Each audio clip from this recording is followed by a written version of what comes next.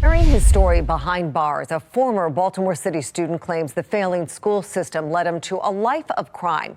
He gives details as Baltimore City Schools faces an ongoing lawsuit.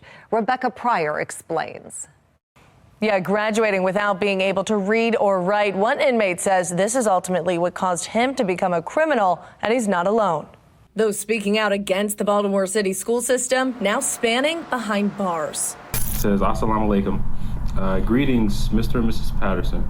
Receiving an interesting letter last week, Shawnda and Jovani Patterson, two parents suing Baltimore City schools for allegedly forcing taxpayers to fund a school system that underperforms and has a history of grade changing and inflated enrollment numbers. The letter they were sent from an inmate at the Jessup Correctional Institution, writing to share their own experience attending and graduating out of the Baltimore school system.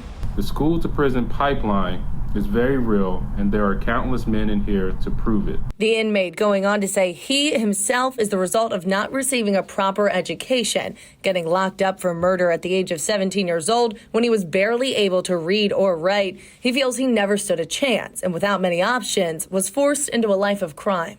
I failed the 3rd grade once, the 6th grade twice, and was in the process of failing again when I was pushed forward from the 6th grade to the 9th.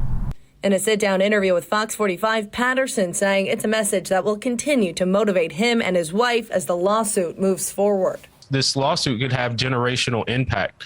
So, that's one, humbling, and it is also very motivating. So, it's one of those things that really keeps you going. Also giving them a boost of support, high-profile civil rights attorney Ben Crump recently signing his name to the lawsuit, which Patterson says gives them validity and hopefully a team of experts who can come out of court with real change. It's not a partisan issue, and this shows that this is affecting generations to come. And I think with Mr. Crump joining the lawsuit, it really makes that, makes that point stick. In the past, Crump has also represented several high-profile clients, including the families of Trayvon Martin and George Floyd, and now Baltimore City Schools. Rebecca Pryor, Fox 45 News.